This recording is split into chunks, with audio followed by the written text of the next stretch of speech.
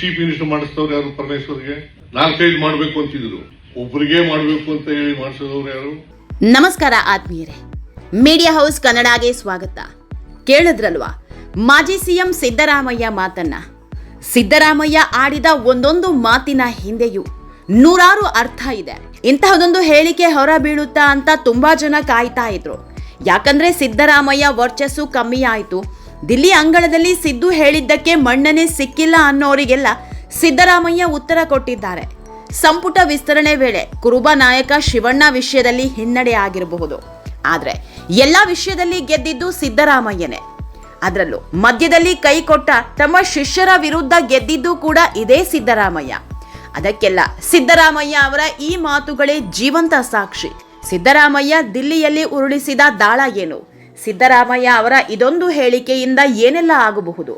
ಈಗ ತಾನೇ ಒಂದಾಗ್ತಿದ್ದಾರೆ ಅಂತಿದ್ದ ಹಳೆ ದೋಸ್ತಿಗಳು ಮುಂದೇನು ಮಾಡಬಹುದು? ಸಿದ್ದರಾಮಯ್ಯ ಅವರ ಮುಂದಿನ ಗುರಿ ಏನು? ಇದೆಲ್ಲದ್ರ ಬಗ್ಗೆ ಹೇಳ್ತಾ ಹೋಗ್ತೀವಿ. ಈ ವಿಡಿಯೋನ ಸ್ಕಿಪ್ ಮಾಡದೆ ಕೊನೆವರೆಗೂ ನೋಡಿ. ಅಲ್ಲದೆ ನಮ್ಮ ಚಾನೆಲ್ನ ಸಬ್ಸ್ಕ್ರೈಬ್ ಮಾಡೋದನ್ನ ಮರಿಬೇಡಿ. ಆತ್ಮೀಯರೇ, ನಿನ್ನೆ ಗಾಂಧಿ ಭವನದಲ್ಲಿ ಒಳ ಮೀಸಲಾತಿ ಕುರಿತ ವಿಚಾರ ಸಂಕಿರಣ ಕಾರ್ಯಕ್ರಮ ನಡೆದಿತ್ತು. ಈ ಕಾರ್ಯಕ್ರಮದಲ್ಲಿ ಮಾಜಿ ಮುಖ್ಯಮಂತ್ರಿ ಸಿದ್ದರಾಮಯ್ಯ ಕೂಡ ಭಾಗಿಯಾಗಿದ್ರು. ವೇದಿಕೆ ಮೇಲೆ ಬರ್ತಾ ಇದ್ದಂತೆ ದಲಿತ ಸಿಎಂ ವಿಷಯ ಪ್ರಸ್ತಾಪಕ್ಕೆ ಬಂತು. ಆಗಲೇ ನೋಡಿ ಸಿದ್ದರಾಮಯ್ಯ ಸ್ಫೋಟಕ ಹೇಳಿಕೆ ನೀಡಿದ್ದು.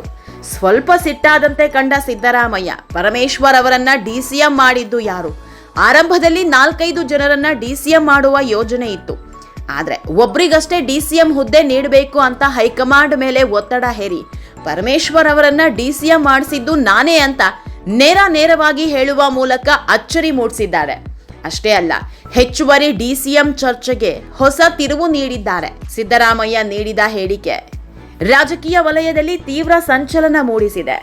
ಯಾಕಂದ್ರೆ ಸಿದ್ದರಾಮಯ್ಯ ಸಿಎಂ ಸ್ಥಾನದಿಂದ ಕೆಳಗಿಳಿತಾ ಇದ್ದಂತೆ ಮೊದಲು ಶುರುವಾಗಿದ್ದೇ ಡಿಸಿಎಂ ಚರ್ಚೆ. ಸಿದ್ದರಾಮಯ್ಯ ಸಿಎಂ ಆಗಿದ್ದಾಗ ಡಿಕೆಶಿ ಒಬ್ರೇ ಸಿಎಂ ಆಗಿದ್ರು. ಆದ್ರೆ ಅದೇ ಡಿಕೆಶಿ ಸಿಎಂ ಆಗ್ತಾ ಇದ್ದಂತೆ 3-4 ಮಂದಿಯನ್ನ ಮಾಡ್ತಾರೆ ಅನ್ನೋ ಸುದ್ದಿ ಹಬ್ಬಿತ್ತು. ಇದೇ ನಿಟ್ಟಿನಲ್ಲೇ ದಿಲ್ಲಿ ನಾಯಕರು ಕೂಡ ಯೋಜನೆ ರೂಪಿಸಿದ್ರು. ಆದ್ರೆ ಸಿದ್ದು ಉರುಳಿಸಿದ ದಾಳ ಅದೆಲ್ಲವನ್ನ ತಲೆ ಕೆಳಗೆ ಮಾಡ್ತು. ಒಂದೇ ಕಲ್ಲಲ್ಲಿ 2 ಹಕ್ಕಿ ಹೊಡೆಯೋ ಕೆಲಸ ಮಾಡಿದ್ರು ಸಿದ್ದರಾಮಯ್ಯ. ಅದ್ ಹೇಗೆ ಅಂದ್ರೆ, ಡಿಸಿಎಂ ಹುದ್ದೆಗೆ ಕಣ್ಣಿಟ್ಟವರೆಲ್ಲ ಒಂದು ಕಾಲದ ಸಿದ್ದರಾಮಯ್ಯ ಆಪ್ತರು.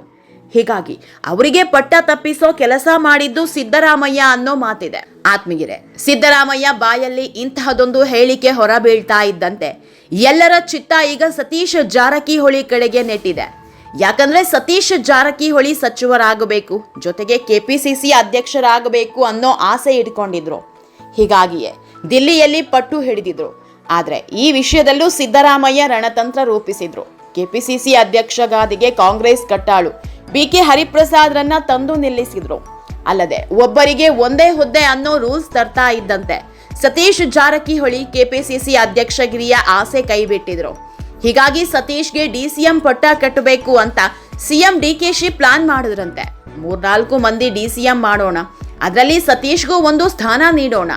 ಮುಸ್ಲಿಂ, ಲಿಂಗಾಯತ, ಅಹಿಂದ ನಾಯಕರಿಗೆ 3 ಡಿಸಿಎಂ ಸ್ಥಾನ ನೀಡೋಣ ಅನ್ನೋ ಪ್ಲಾನ್ ಮಾಡಿದ್ರಂತೆ.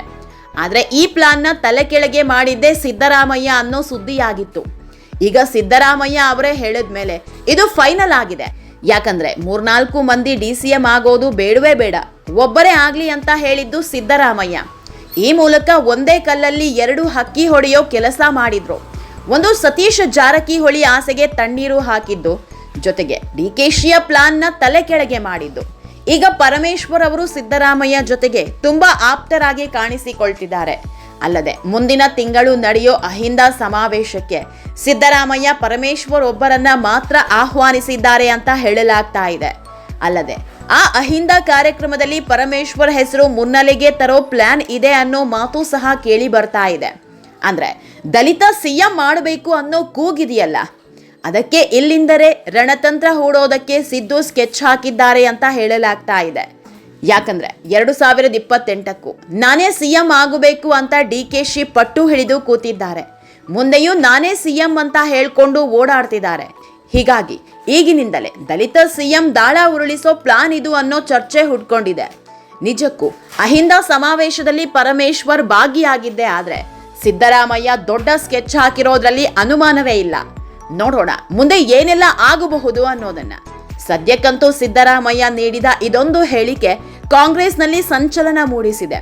ಈಗ ತಾನೇ ಮುನಿಸಿಕೊಂಡವರನ್ನ ಒಂದು ಮಾಡೋ ಕೆಲಸವನ್ನ ಯತೀಂದ್ರ ಮಾಡ್ತಿದ್ದಾರೆ ಅನ್ನೋ ಸುದ್ದಿ ಹಬ್ಬಿತ್ತು. ಇಂಥ ಹೊತ್ತಲ್ಲೇ ಸಿದ್ದರಾಮಯ್ಯ ಈ ಹೇಳಿಕೆ ನೀಡಿದ್ದಾರೆ. ಹೀಗಾಗಿ ಸತೀಶ್ ಜಾರಕಿಹೊಳಿ ಸಿದ್ದರಾಮಯ್ಯ ಸಾಂಗತ್ಯ ಮಾಡ್ತಾರಾ, ಮುನಿಸಿಕೊಂಡ ಹಳೆ ಶಿಷ್ಯರೆಲ್ಲ ಮತ್ತೆ ಸಿದ್ದು ಜೊತೆ ಬರ್ತಾರಾ ಅನ್ನೋದೇ ಯಕ್ಷ ಪ್ರಶ್ನೆ. ಅದರಲ್ಲೂ ಸಿದ್ದರಾಮಯ್ಯ ನಡೆ ನೋಡ್ತಾ ಇದ್ರೆ ಹೊಸ ಪಡೆಯೊಂದನ್ನ ಕಟ್ತಿರುವಂತೆ ಕಾಣ್ತಾ ಇದೆ. ಹೀಗಾಗಿ ಹಳೆ ಶಿಷ್ಯರಿಗೆ ಹೆಚ್ಚಿನ ಮಣೆ ಹಾಕೋದು ಡೌಟೇ. ಆತ್ಮೀಯರೇ, ಈ ವಿಡಿಯೋ ನಿಮಗೆ ಇಷ್ಟವಾದಲ್ಲಿ ಲೈಕ್ ಮಾಡಿ, ಶೇರ್ ಮಾಡಿ, ಕಾಮೆಂಟ್ ಮಾಡಿ. ಇನ್ನೂ ನಮ್ಮ ಚಾನಲ್ನ ಸಬ್ಸ್ಕ್ರೈಬ್ ಮಾಡಿಲ್ಲ ಅಂದರೆ ಮಿಸ್ ಮಾಡಬೇಡಿ, ಈಗಲೇ ಸಬ್ಸ್ಕ್ರೈಬ್ ಮಾಡಿ.